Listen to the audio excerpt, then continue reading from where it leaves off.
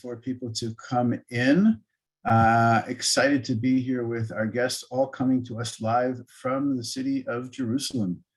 Ir HaKodesh Al-Quds, as they say.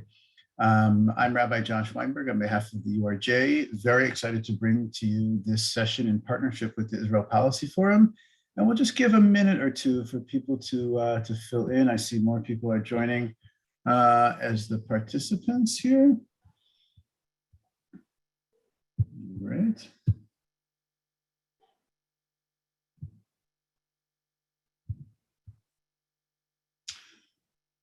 And we'll give it one more minute and we'll be able to begin. Okay, I think we're good and I think we can start. So good. As I said, I'm Rabbi Josh Weinberg. I serve as the Vice President for Israel and Reform Zionism for the Union for Reform Judaism.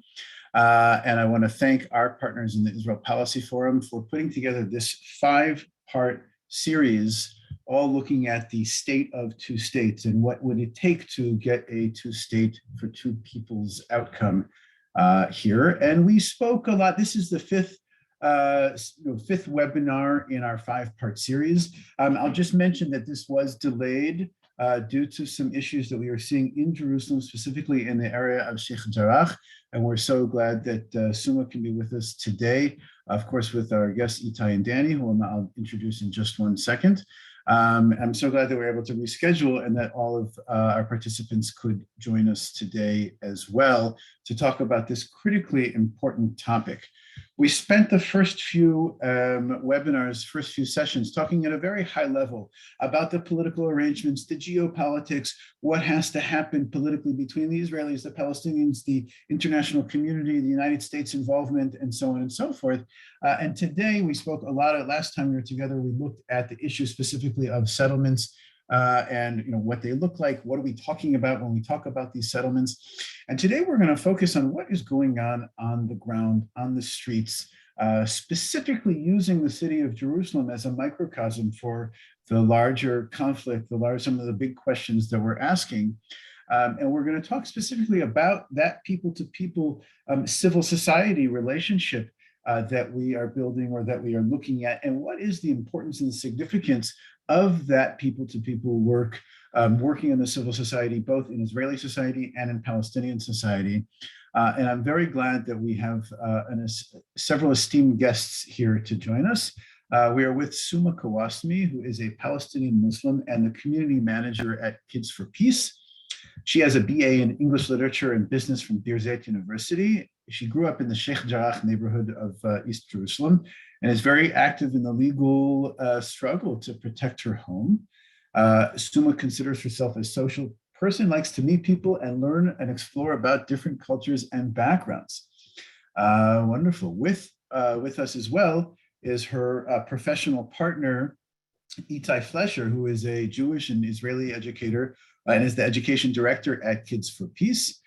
Before moving an aliyah to Jerusalem in 2018, Ittay was a high school teacher in Melbourne, Australia for 15 years, where he specialized in interfaith dialogue and identity building programs for teenagers.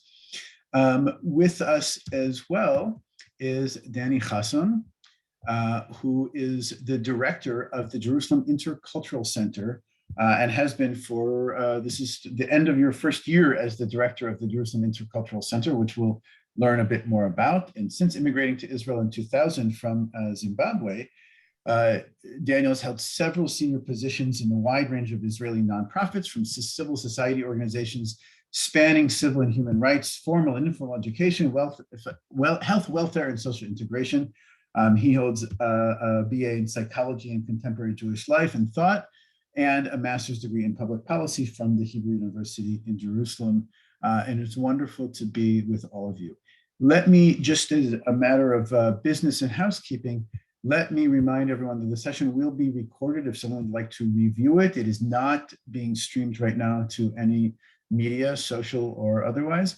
And if you have questions, we encourage you to put the questions in the Q&A section here on the webinar. If you look down at the menu bar At the bottom, it says Q&A, and you can type your question in. Some we'll get to as integrated into the conversation, and some we will address towards the end during a designated time for questions and answers. Really wonderful to be with you. I just want to say that there are many organizations and many initiatives and projects that are going on with people-to-people work, with different NGOs and different aspects of civil society, and we could not reach out to all of them. So please understand that the people and professionals that we are speaking with today represent the organization of, represent the viewpoints of their organization of themselves, and not spanning all of Israeli or Palestinian society. And I just want to mention that there are many more people that we could be talking to, but we're glad to be talking to Suma, Ittay, and Danny. So to begin, Suma, if I can I begin with you? Just tell us, first of all, a little bit about yourself personally, and in addition to the short bio that I read, everybody.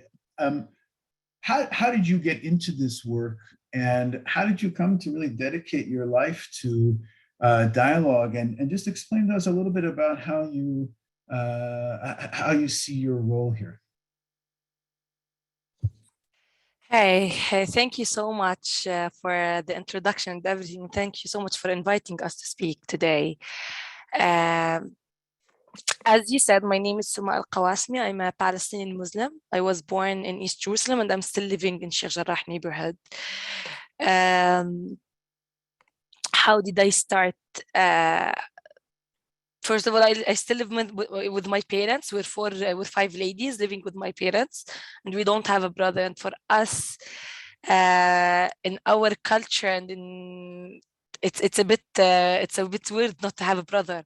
So we're 5 females with my parents, and my dad really wanted us to have strong personalities and to be independent. So when I was 13 years old, he just asked me if I'd like to travel to the States alone. And for a young girl, definitely I said yes. I knew that I'm going to meet Israelis, to meet people from the other side, as I traveled with Seeds of Peace organization, but I didn't know that the experience will be that hard on me. Like a girl this age is pretty young. Back then also, I didn't know that my house is one of the houses in Sheikh Jarrah. It might be taken, we might be kicked out of our houses. So I was 13 years old in 2009 when I went to Seeds of Peace organization camp in Maine. And for me, for 21 days, I met people from the other side for the first time. Here in East Jerusalem, honestly, the interaction between Palestinians and Israelis, you can tell, we interact on a checkpoint, in the hospital, major things. We don't share neighborhoods, we don't share schools, we don't share in our daily life. No need for us to meet and to speak. So to be honest, for me, it was the first time meeting and people from the other side and speaking with them. 21 days, we sat in a room daily. We spoke about history, we spoke about Nakba. For me, I came back to my dad with the conflict solved. I was like, they cried, they apologized, they know what happened exactly for the Palestinians. They recognize it now, they admit it, and خلاص, c'est la vie en rose. I fixed it. A month exactly after, in 2009, 3 houses from my neighborhood were taken. People were forcibly displaced from their houses, and it was a shock for me. At 6 a.m., I still remember the day. The neighborhood was closed. It was a military area for 3 days. We weren't allowed to leave or to come back. I didn't know that the situation is that complicated. And honestly, it was really hard. Like a month ago, I met Israelis. They are normal human beings. I spoke with them. And now I have another Israelis with me in the neighborhood who stayed with me for 3 days, soldiers and policemen and horses. Like, it was a balagan, honestly. It was really hard. So I had to decide, it's either I'll continue joining Seeds of Peace meetings and understand and learn more, or خلاص, I'll give up. And that's it. thank God I have a very, as I said, very supportive parents. Yeah, to be honest, as a Palestinian, I don't have to change my opinions or my beliefs. But I believe in meeting people from the other side, understanding, just sitting and listening and respect. Is that all? What do we need? To be honest, in our region, people they listen to respond. They don't listen to understand, and that's what I'm trying to change. You don't have to, let's say, to agree with people from the other side, or like to agree with all the people, but at least listen and respect. And you can tell since then I'm stuck in the peace building field. Every time I meet people from the other side, I learn something new. I went to see the peace camp 3 times after it, and then I joined Kids for Peace organization. I started as an advisor and then as a coordinator, and here I am today as a community manager there. And that's it. First of all, thank you, and it's a really moving story. Would you say one more word or sentence about how those efforts play out in your work on a daily basis? What is a day like for you? Hala, to be honest, before, let's say, May and everything that happened in Jerusalem, it was easy. It was pretty nice to go to the office, meet people.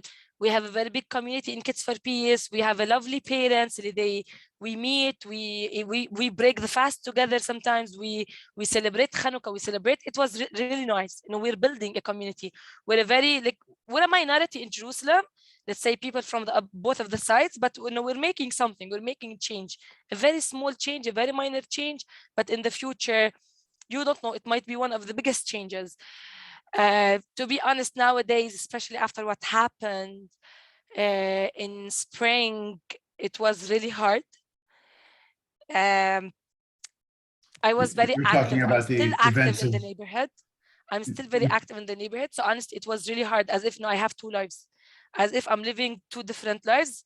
In the morning, let's say I'm working with people, let's say with Israelis and Palestinians, we totally understand what we're doing, and we're sharing, and we're trying our best to build a good place to live, where after work, I'm living and I'm dealing with people, with Israelis, where they are totally different than the people that I'm working. And when we're speaking about police or soldiers, they are totally different people. They don't listen. They are very aggressive. You can't speak. You have to follow the rules. You can't do it. It's honestly, it's very hard. Even sometimes I don't know what I'm doing. I'm like, I'm overwhelmed with everything. Sometimes I just need to rest. I can't. But thank God I have very supportive colleagues working with me. As I said, the community, they are great. And I receive a lot of messages just from parents and people encouraging and doing their best to help me. And thank God. So I'm here. Well, thank you. And speaking of your colleagues, Ittay, maybe I can turn to you just to share a bit about yourself and how you came to this, but also a bit about, as Suma began to pick up where she left off, about the organization and what are your goals and what do you hope to be able to change through this work? Thank you. So Kids for Peace started in 2002, actually during the Second Intifada, by a group of 12 parents, 4 Jews, 4 Muslims, 4 Christians, who at that time just felt it's crazy that there's no place for us to be able to talk to each other and no place we feel safe. And so with the thanks to Henry Ralph Kass, who was the founder of Kids for Peace, he provided a space in a church for them to meet with one another. And then they started going to summer camps in the United States just to talk. As Suma said, there's so few places in Jerusalem where kids of different religions can talk to one another, because even though it's a so-called united city, it's very, very segregated. It's not like Akko or Haifa or Yafo where there's mixing. The neighborhoods, the Palestinian neighborhoods, the Israeli neighborhoods, they're totally segregated from one another. Most of the kids go to schools with not only their religion, but their kind of religious denomination even. You don't have that notion of a public school, I guess, like that you would in the United States, that would have, you know, a diverse group of people, that maybe with the exception of the hand-in-hand school, but it's not something that happens in Jerusalem. So that's why Kids for Peace started. And as you mentioned, I moved to Jerusalem from Australia 4 years ago. And I'd always worked in education, and I was looking for how I could continue working in education. And I thought for a while maybe to be a high school teacher here. And then I had a friend named Carmiel who worked at Kids for Peace at the time, and he told me about it, and I applied for a job. And through that, I met Suma, who I think is incredible, and Anram and the rest of our team. And it's a real privilege to work there, to be part of the community, and all the kids that you know, message me almost 24/7 with questions, and how can we make Kids for Peace better, and how can we make the programs better, and then dealing with all the problems that come up, everything, personal problems, emotional, financial, you know, you name it, and working through that as a team together always, I think, makes us stronger and makes us believe more in what we do. We now have over, I think it's 90 kids registered in our programs from 6th to 12th grade that are running almost every week, either a planning meeting for the Murshidin, Madrichim, or a youth meeting for the kids where they come in Beit Shmuel and they do interfaith dialogue. And that's very different to, I guess, the first 4 Zoom calls you've had in this series, where you talk about, you know, politics and borders and the 2-state solution. That's not what we do. We talk about, we start off always with a check-in, which is, where are you today? What's going on in your life? What's going on in your school? What's going on with your parents? What's going on with your friends? How are you feeling? You know, getting them to see each other before all the labels that we have, getting to see each other as human beings. And a lot of that is done through informal education techniques. So it's not a classroom, it's sitting in a circle, it's all done through games. It's very fun, it's very interactive. We have a very high ratio of staff to kids. So for a group of 20 kids, there's 6 staff, because everything is translated from Hebrew to Arabic or Arabic to Hebrew, meaning every child can speak their own language. We don't force them to speak, you know, a language that they don't understand. So they can feel comfortable and get to know each other, and ball games, sports games, that sort of thing. And then as they get older, starting to learn about how to tell their narrative, how to tell their stories, programs about their grandparents' story, maps. We use a lot of maps showing each other where their neighborhoods are. You know, we did a program last week where the kids could see all the Jewish kids put in a pin in Jerusalem, and all the Palestinian kids put in a pin, and they could straight away see, oh, hold on, there's no pins next to each other. Now, all of these kids grow up without a green line. They don't see a green line in school. They don't see a green line on any maps of the country. On both sides of the city. Yeah, on the both sides.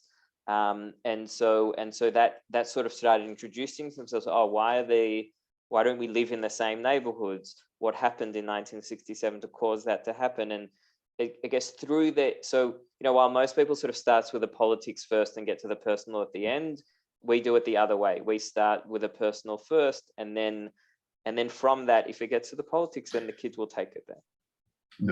That's really helpful. Thank you. And I want to come back to that and look about, you know, what is the larger impact on that, and why are these programs important? But before we do that, I want to talk to you, Danny. You had the Jerusalem Intercultural Center that I feel like even those of us who are pretty well acquainted with Israel, with Palestinian society, with the alphabet soup of organizational institutions, still may not be aware of the Jerusalem Intercultural Center. Tell us a little bit about it and about your work there and how you came to that, and sort of what some of the challenges you're looking at on a day-to-day basis, if you would. Okay, thank you very much, and nice to meet you, fellow panelists. The fact that you may not have heard about the Jerusalem Intercultural Center is somewhat by design. The center was established 20 years ago with a vision that the city of Jerusalem will be much more culturally adapted and culturally accepting of all the people and nationalities that or cultural groups that call Jerusalem their home. So that's kind of a very principled position on the city. But I think on a very practical level, the Intercultural Center was established really to build an effective civil society in Jerusalem. And civil society means different things to different people. When the people, for example, people that are sitting listening on this call, if they take a moment and look outside the window at the street that they live on or the street that they work on, and they think of one issue or one problem that they have in their city that they can solve in, let's say, 3 to 4 weeks, by contacting a council member or contacting your municipality, then those are the kind of issues that the Jerusalem Cultural Center handles. So in the context of East Jerusalem, it's lack of garbage disposal, lack of street lights, poor public transportation. Those kind of issues are the main bread and butter of what we deal with. Really, our organizational structure works on 3 levels. The individual, which would basically mean us assisting activists in various forms to do the kind of work that they want to do in order to advance issues that concern them in their city. At the community level, where we assist the local Palestinian population to be represented around the table when we're talking about infrastructure and the municipality's responsibility for providing infrastructure in the eastern part of the city. Maybe I'll open brackets and say that there's a government decision 3790, which in 2018 saw the Israeli government declare that there were major gaps in East Jerusalem, acknowledge the gaps, and agree to invest 2.2 billion shekels in bridging those gaps until 2023. And now there's a new plan that's underway to increase that budget by double, really to bring now 5 billion shekels. And we at the center are very concerned that we don't want government policy to be top down through the municipality to simply implement infrastructure without consulting the local population. So part of our work is to organize local community members around the issues that 3790 deals with, such as education, public transport, health, employment, planning and zoning, etc. And the third layer is the citywide impact. And so we work with the municipality, with all the health providers, with the universities, to bring cultural competency to their services. The idea being that when a person comes to the hospital to get assistance, that needs to be provided in the language of the patient. There needs to be follow-up materials that are in Arabic. When people have difficulties fulfilling their rights according to the national insurance or the health ministry, we help those individuals on an individual level. The center is not focused exclusively on East Jerusalem. So everything that I've described now is equally relevant for the Haredi population, for the national religious population that calls Jerusalem their home, and the secular community. So if you had a question, I can give you practical examples of how all of this plays out. But if you have a question, go ahead. No, I think the cultural competency piece is fascinating. Right. And so maybe share one example, and then we'll go back. Well, for example, if you have a diverse staff, I guess this would never happen in Kids for Peace, but if you're in a hospital and you have a team of, I don't know, physiotherapists or doctors, and you want to have a team meeting and you want to have some, refreshments. If you do that during Ramadan and you have a Muslim staff, then you wouldn't have refreshments on the table, because that would kind of be a cultural faux pas. Just like if you were having a session on Yom Kippur, you wouldn't have refreshments on the table. So basically, the work is to first of all inform the providers, the service providers, about the cultural uniqueness of each of the people that are coming to get services, and to make them aware that a lot that gets transmitted in body language often gets misunderstood. I mean, I grew up in a I grew up in a British colony, and so my cultural cues are very British. So when I walk around here in Jerusalem, sometimes people feel, oh, that I don't speak loud enough, or I don't make eye contact in the same way. And therefore a lot gets misunderstood. So part of that work is to explain. But if you look at the individual level in East Jerusalem, we have a program called Mini Active, which is basically a network of 1,400 women, Palestinian women, who basically on a daily basis contact the municipality to complain about deficient infrastructure. So it could be holes in the road, it could be street lights, it could be garbage. But the idea that the women contact the municipality and complain that the infrastructure is deficient, and then when the municipality comes to repair it, they take a before and after photograph and they put it on Facebook, really, to give the municipality more of an incentive to come and repair more. We have to remember that Jerusalem was occupied and was Jordanian, 50 odd years ago. So for the local population, there's a lot of distrust between them and the municipality. If I, as a Palestinian, complain about deficient infrastructure, does that mean that my house may get taken away or destroyed?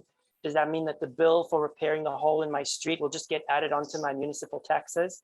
So a part of our work is to break down that distrust. And on the other hand, the municipality is very distrustful. If we put garbage cans in the neighborhoods, are they going to be burnt? If we put up infrastructure like public parks, are those parks going to be vandalized? So a major part of our work is to actually convince and show the municipality that there is a strong and vibrant civil society with which you can dialogue in the city. So that's basically it in a nutshell. No, that's excellent. Can I ask just for a few seconds of background, just to explain?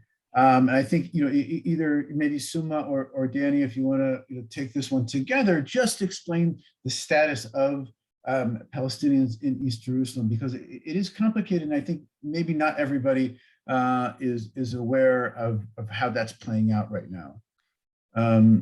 I can say the easy part, and Danny, definitely you can comment and add things. As a Jerusalemite living in East Jerusalem, first of all, I'm a resident, I'm not a citizen.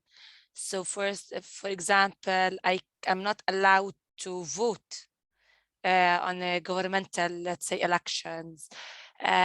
We pay taxes. We pay arnona, we pay everything the same as the Israeli. However, we don't take the same benefits. In our neighborhood, you don't see public parks. Garbage, they don't collect it the same as, let's say, West Jerusalem neighborhoods. Schools, our public schools, where they are very small, you can tell, and they're not, many things. We're not the same, we're not equal, and there's no justice. As a resident, I don't have a nationality. If I want to travel out of, let's say, Jerusalem, I use a travel document, an Israeli travel document called Laissez-Passer. It allows me to travel through Ben Gurion Airport. However, on the second page directly, on it, the nationality is, for most of Jerusalemites, I'm speaking about Palestinians, it's either empty or Jordanian.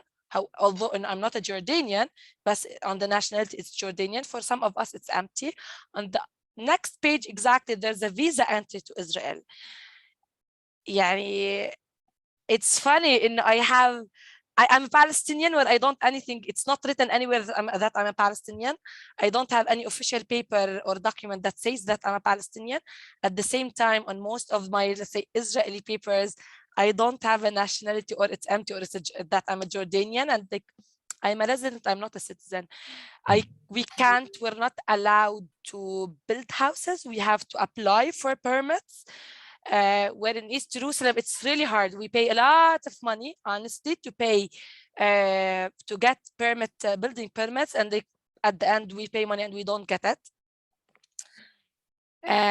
What else? It's pretty complicated, honestly, living in East Jerusalem. No, I think that's very helpful in terms of painting the picture of Right, Suma, you said that you'll take the easy part, but you really explained it at a very human level that it's really not easy. There's the main difference is that there's residents and there's citizens, and the bureaucracy that intervenes between the two of those is crippling. But there's a third element, which is the separation barrier. So you could be living in a Jerusalem neighborhood, but you're separated from the main part of the city by a wall. And because you're separated by a wall, the municipality doesn't provide services easily. So if you build a house on the other side of the separation barrier, like the municipality, it's not necessarily east and west. It could be north and south, depending on the route of the. But if you're on the Palestinian side of the separation barrier, but you're still living inside a Jerusalem neighborhood, you're stuck because the municipality can't provide you water because there's a wall separating you. For example, in Kufr Aqib, which is a very, very heavily populated and very poor neighborhood, up until recently, they were receiving water twice a week, because the way the municipality calculates the number of people that are eligible for water is based on one criteria.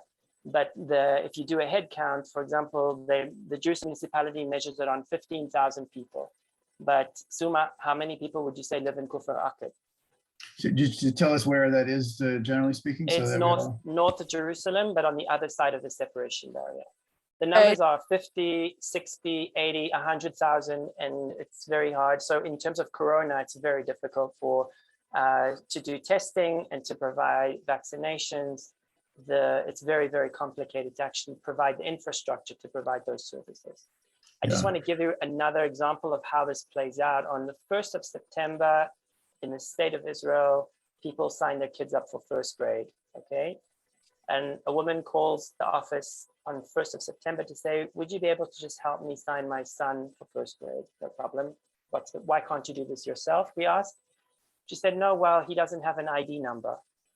Well, why doesn't he have an ID number? Well, because he was born in a hospital, and I don't have an ID number, she says, because I was born in Jerusalem, but I never got an ID number. So when I came to the hospital in labor and I gave birth, the hospital wanted to know how I was going to pay for my stay during the birth process. So the hospital would not provide a proof of life document with which the mother would then get a birth certificate, with which the mother would get an ID number, which would enable the child to get vaccinations and to get get his growth, his development monitored, etc.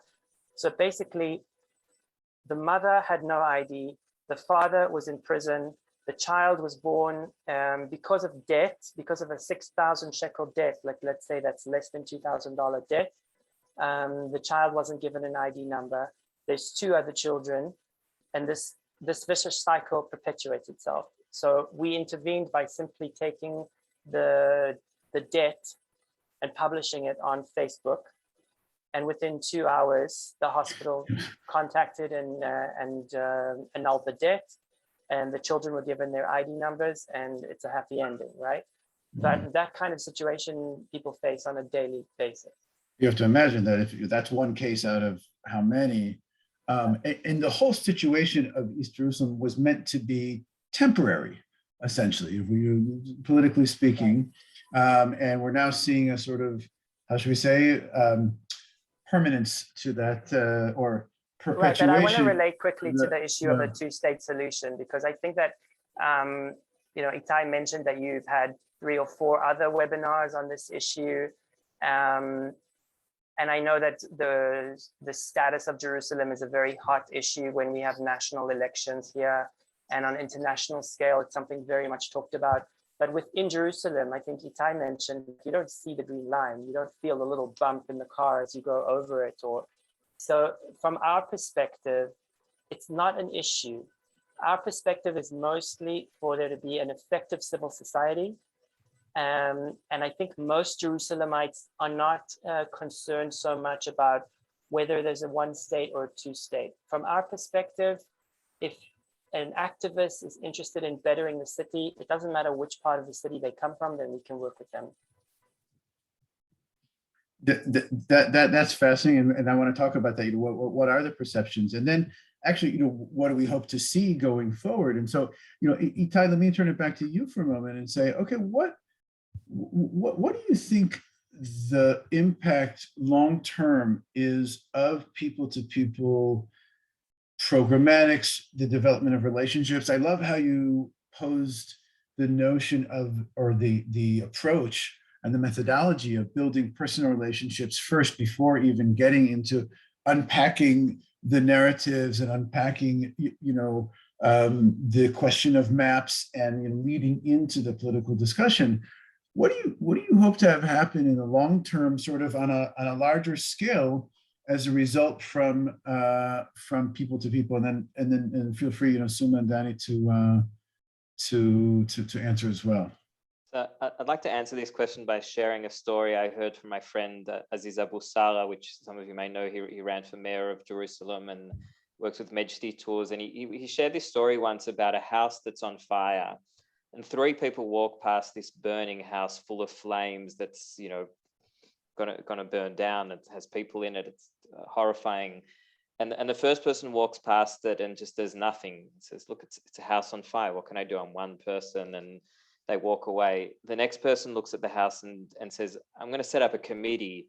And we're going to involve all of the experts, the firefighters, the police, everyone that knows how to put out fires. And we'll talk and talk and talk about what the best way is to put out the fire. And then once the committee decides what it's going to do, then we're going to do it. And the third person grabs a bucket and puts water on the fire. Yeah. And I feel like we're in the third camp. We are in a way walking past a house on fire, and we don't want to set up a committee that just sits and talks, and we don't want to just ignore it. And so we want to do something small on a regular basis that tries to put out that fire. And for me, that's what Kids for Peace is. It's regular contact between kids who would otherwise never meet each other, to give them hope that another way is possible, that they, even just that sense of when you see someone with a hijab or with a kippah or with a different skin color to you, whatever it is, like, don't feel afraid, because, hey, if I don't know any Palestinians, I can be very afraid in Jerusalem. But if I've got 10 or 20 or 30 Palestinian friends that wish me happy birthday, that care about my well-being, then it's all of a sudden very hard for me to be afraid of everyone, because now I'm part of that community. I've been to an iftar meal, or they've come to my house for a Pesach Seder, or whatever it is, that the kind of things that we do, and it breaks down those things. And anyone, and I'm sure there's probably a lot of people on this call that are involved in social organizing about racial issues in the US, and you probably all know this very well, that as soon as you begin having contact, and I think the LGBT movement in the US is a great example of this, where 30, 40 years ago, no one came out because it was frightening. And now you can come out, and it's not scary, because society has changed and been more acceptable to that. And I feel as a peace organization, sometimes we're still in the closet. Like, I don't even tell some people that I know quite well where I work necessarily, because I don't know what the reaction will be in certain circles in Jerusalem when I say what I do, because a lot of people think I'm crazy, or I'm naive, or I'm doing something dangerous, and that's even more so for Palestinians as well. So I think I was going to say, Suma, I'm sure you have that experience as well. I'm not, I don't want to put words in your mouth, but Ittay, I didn't mean to cut you off, but Suma, would you be able to say a word about that? About what is it like when you talk about your work in your community? To be honest, for many Palestinians, it's really hard. And people, they keep, let's say, accusing, that's normalization. For me, I'll be very honest, I've never had, let's say, a very hard, real discussion about what I'm working, because to be me, my family, and what do I believe in is very clear to everyone. Yes, I work in a peace organization. Yes, I have a lot of Israeli friends, but at the same time, I'm not giving up. Well, I'm not doing it because I just want to khalas.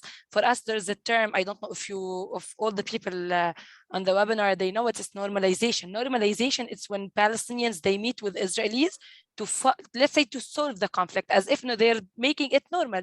Yani sitting with people from the other side, that's normal. So they call it normalization.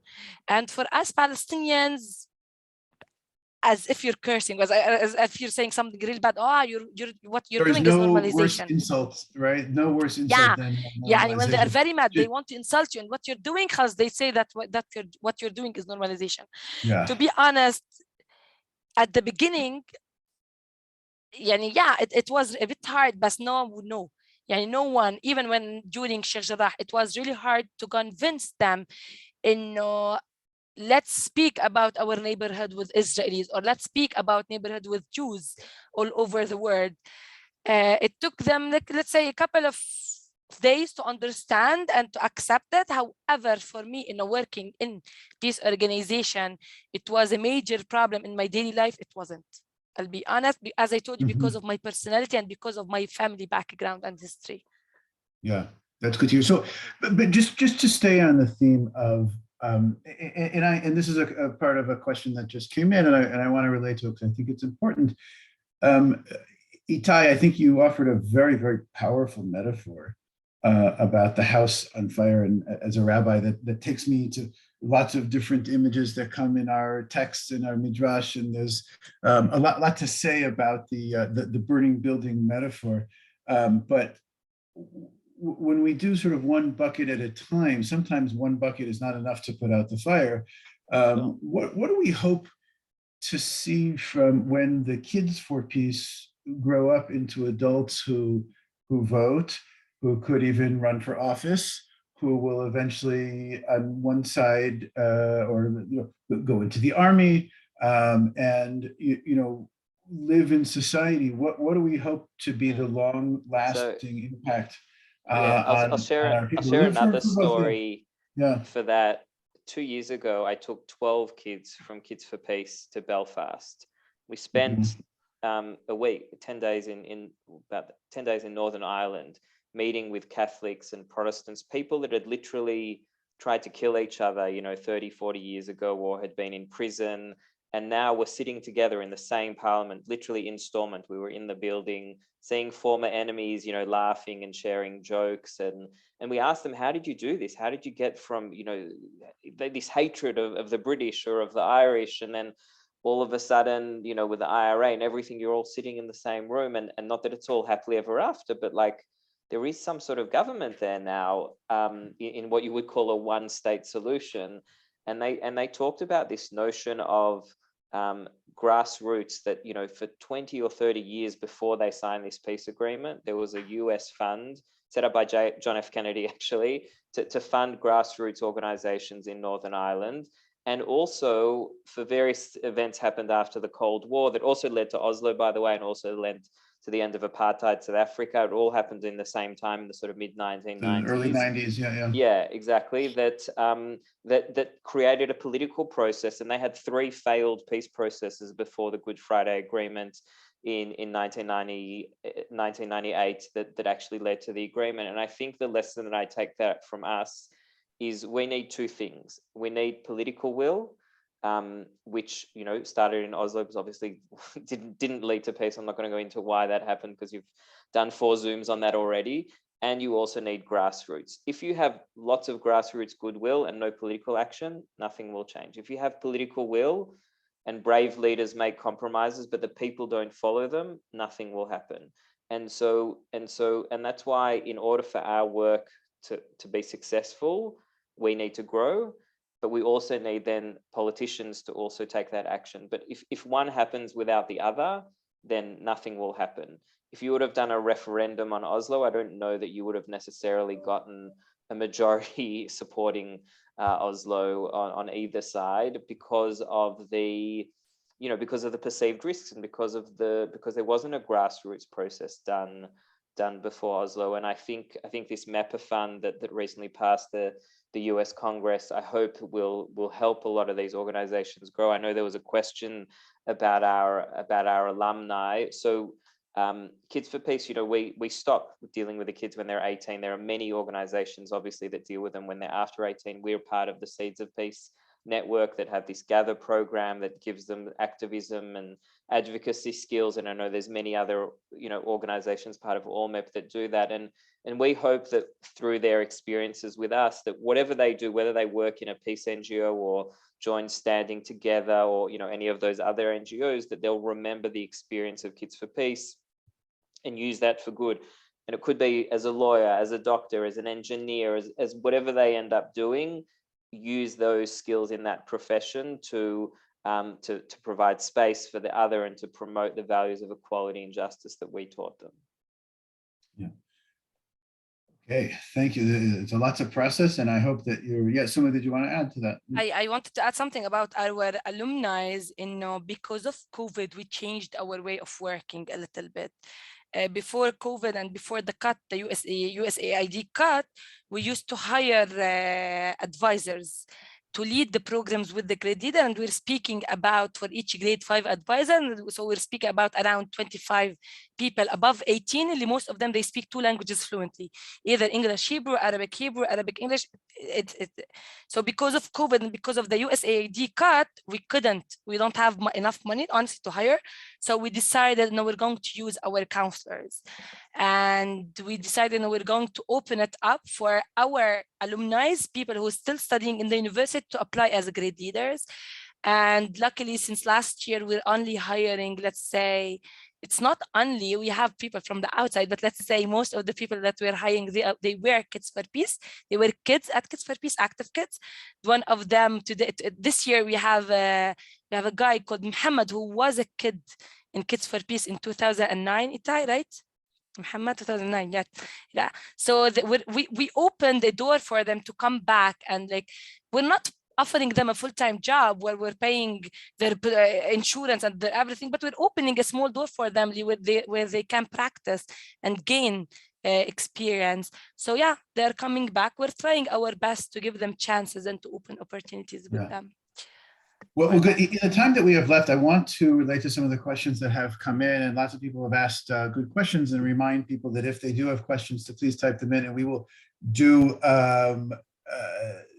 our best to get to them all. And if I can ask you also to keep the answers relatively brief, so that we can get to more questions. Just one question that came in from just to talk about the participants a little bit in terms of how are their families brought into this, and with some of the hesitancies that might come from both sides. Ittay, you spoke about family. What is the perception in your Jerusalem neighborhood, and as well in East Jerusalem, and how are they perceived? Are they considered sort of outliers as the unusual cases, or is it becoming more accepted to be in dialogue among families, and will this be something that's lauded, or is it a stain on their houses or something? So I'll tell you something interesting. So Anram and I, who's my co-education director, we ran a parents group as well, occasionally for the last couple of years. And this is a really interesting phenomenon, because when we have the kids meeting,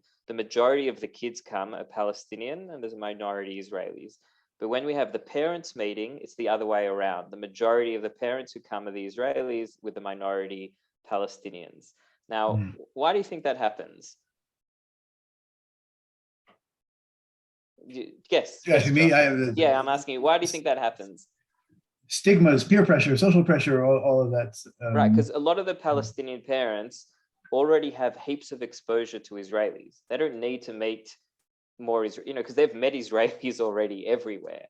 Whereas for the Jewish parents in the program, this might be one of the first times that they're able to have a conversation with a Palestinian on a sort of equal eye-to-eye level, rather than as in an employer situation or something like that. And it's a lot more interesting. Whereas for the kids, it's the other way around, where we get a lot more Palestinian kids, because for them as kids, they perhaps haven't had that exposure necessarily that their parents have had. And then the other thing that comes up in the parents groups that's really interesting is we ask the parents, like, how do you deal with raising your child in this city? What are your fears? Like an Israeli parent talked about her fears of sending her child to the army, which is compulsory in this country. And a Palestinian parent said, wow, I'd never heard of an Israeli parent who wasn't like enthusiastic about sending their kids to Tzahal. I thought that all the parents are thrilled about that. And all of a sudden, here I am hearing an Israeli parent that's really torn up about this and whether her son should serve or not and those sorts of things, or hearing Palestinian parents talking about what it's like just to wear a hijab in Jerusalem versus wearing a hijab in Tel Aviv or another city, talking about what happens when like May last year, what happens to them. Do you let your child leave the house or not during those periods when there is that, when there's a war going on? What do you tell them about that? How do you deal with their safety? So I think these parents groups are very powerful. We have a WhatsApp group for the parents as well, where sometimes parents even just arrange lifts for one another, and take each other, bring each other home. And even that's also an encounter that they wouldn't have had if not for Kids for Peace. So all these things are, again, buckets of water, very, very small actions, but that's what we can do. No, very, very, very powerful. And I want to pivot a bit in the moments that we have left. And we're talking sort of on different levels, sort of the person-to-person, people in the street and communities level. And I also want to ask a little bit about law and policy. Sam Bahur asked the question about, given that we're sort of all acknowledging that Jerusalem was military occupied, do you accept the applicable body of law that in Jerusalem as being international law and not as Israeli law? Danny, can I throw that one to you? Yeah, sure. I think I could answer that. I could also answer Sunny Bonda's question about whether Palestinians are allowed to apply to become citizens of Israel. So in terms of the buckets of water, I totally get it. We're also a very, very pragmatic organization, just like you are. The difference between the Jerusalem Intercultural Center and Kids for Peace is that we're not a peace organization. We're also not even a dialogue organization. Like, the goal of our work is not necessarily to bring both sides together in order to understand each other. Even though the name of the organization is intercultural, you can't get that sense, but that's not the case. It's very pragmatic. And so when Sam asks the question about military law or international law or occupation, I feel that I very comfortably, I can play both sides of the field, depending on where I need to be impactful. If when I worked for the Association for Civil Rights in Israel, lawyers used to take issues that are relevant to Jerusalem to the High Court all the time.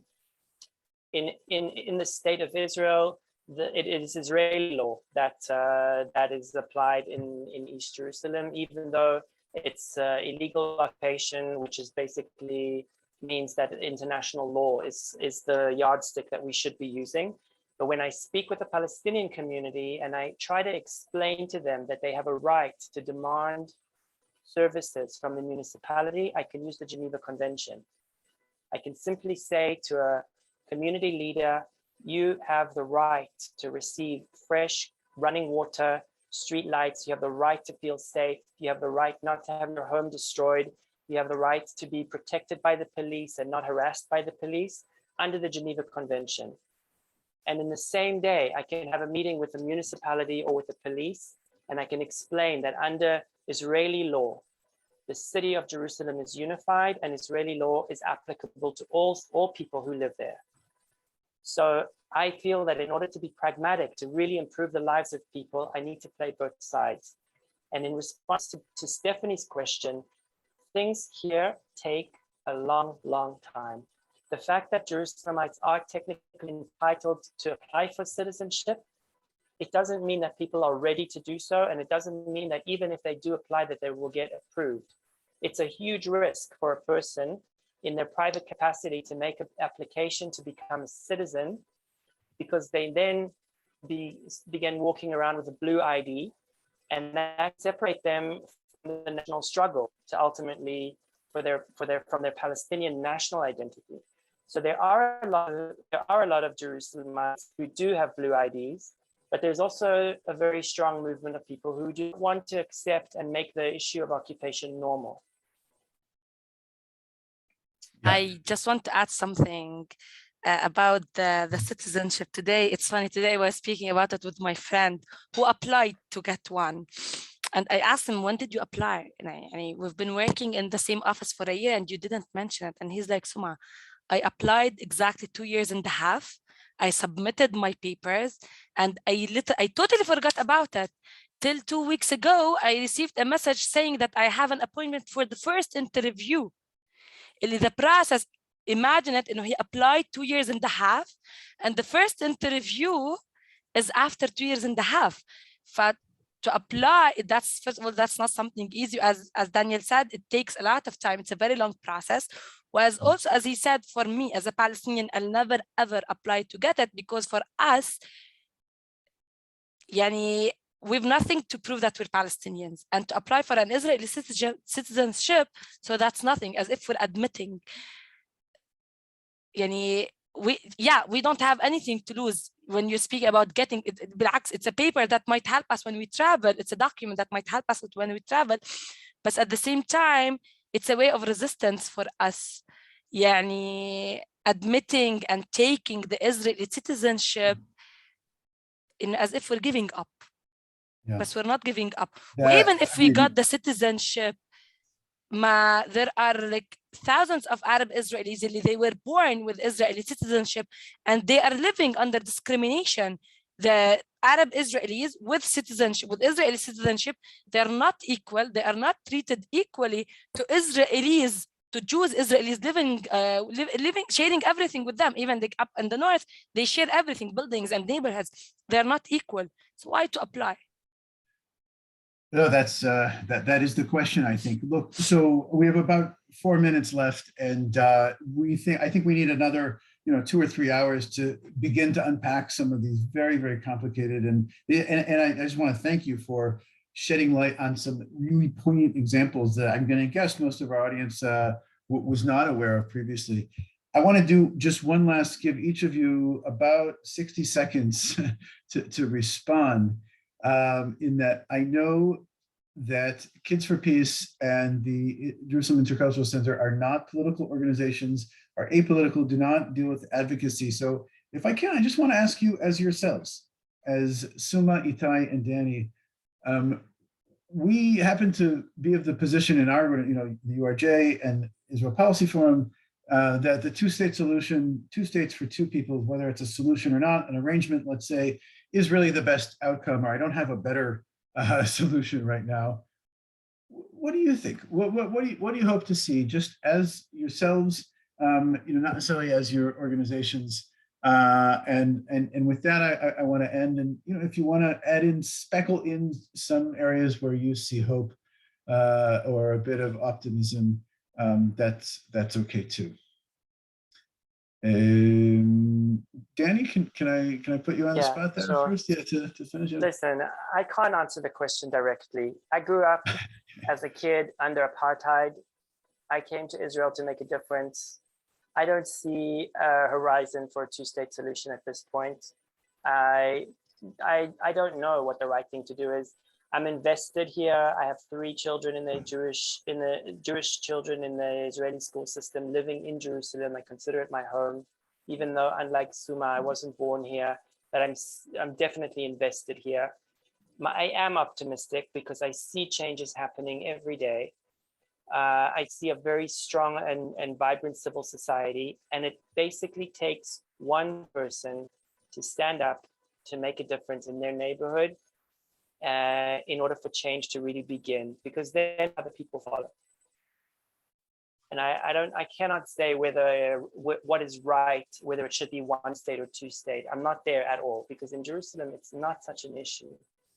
I believe in human rights. I believe in civil liberties, and once those are protected, the rest will fall in line. Fair enough. Okay, Ittay. So I'll say, as someone that grew up, in the diaspora, and now I've been living here for 4 years, I noticed that a lot of the conversations about this place are about the ends. So what's the end solution you want? And in the diaspora, you know, people talk about the two-state solution and BDS and the UN and anti-Semitism and all of those sorts of things and obstacles to peace and the settlements and all of that. And when I'm here, the conversations are about the ends. They're not about whether no one in Jerusalem sits around and talks about a two-state solution ever. You know, people here talk about, how do I get my rubbish collected? How do I get my kid to school safely? How do I ensure that there's a university for my child to study? How do I ensure I have a job? How do I ensure I have the right wages? How do I ensure I can travel? And to me, the solution, I'm not tied to any solution, two-state, one-state confederation. I really don't care. For me, what's far more important is whatever that solution is that it ensures equal rights for everyone in Jerusalem. And I think most people in Jerusalem want to have, you know, a quality of life that's better than the one that they have today, with less struggle, with less conflict, with, you know, with safety, in able to live in their houses, to build houses, to make sure their family and their children can stay in this city. So I think sometimes asking the two-state, it's the wrong question. You know, the question that you need to be asking is, how can everyone live in this land with equality? And a political solution is just because you could have a two-state solution tomorrow and it could change nothing as well, because just because you have two states or two flags, or it doesn't necessarily change what's on the ground, depending on the character of those two states and the governments they have. And that's why I think it's almost like the wrong question. And what we do on Kids for Peace is trying to bring it back to the human level, where we're not asking the political levels, we are, and through those stories, then hopefully that will lead to much better outcomes for everyone. Yeah. Okay, very powerful, and thank you for direct answers here, Suma. Before answering the question, I should say, yani, people wrote many strong questions on the Q&A box, and like each question, it literally needs a full session to answer. Yani many questions about the neighborhood, about Palestinians, about Seeds of Peace, Kids for Peace. I'm so glad that Ken, I name his Ken, I believe, is one. He was one of our counselors in 2014, and he's now here as Kids for Peace. To be honest, answering this question is really hard. If you'd asked me this question 3 years ago, I'll definitely give you an answer. But now, as Ittay said, we can have a two-state solution, but at the same time, we didn't solve the conflict. People here are very busy thinking about their daily life, human rights, peace, more than now solving the whole conflict. For me, to be honest, I care only about how should I keep my house? How can I يعني, skip experiencing taking my house, taking it from us. So to be honest, that's a very hard question to answer, and I don't know. We're living it day by day.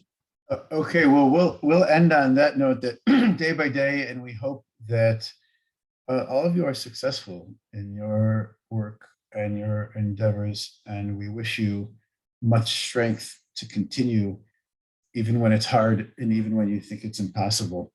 I want to, really deeply thank you for taking your time. It's already, after 9 at night in Jerusalem, and from your families, and to thank you, Suma, Ittay, and Danny.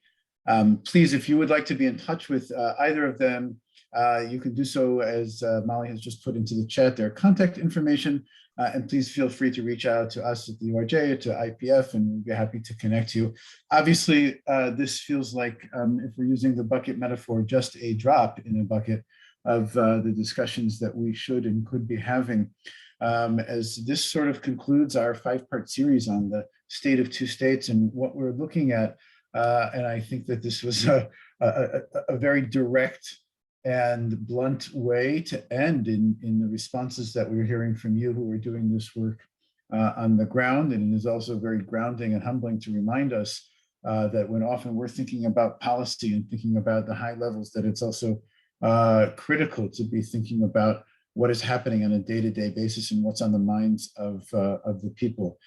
So for that, I am deeply grateful and really appreciate everything. I want to thank all of you for joining us. Those of you who came for one or came for all 5, The sessions will be available, I believe, on our website, and you can go into CIFA. If you're interested in supporting the work of either Kids for Peace or the Jerusalem Intercultural Center or the URJ and IPF, please do so. We can't do these things without your support. And so that is critically important. And thank you to all those who are so supportive so far and with us. This concludes our series, and I look forward to bringing the next partnership between URJ and IPF as we talk about the critical questions to Israel, the Jewish people, the Middle East, the Palestinians, and the future. And with that, I will say good afternoon and good evening. Laila Tov. Laila Tov, good night. Thank you. Bye, thank you.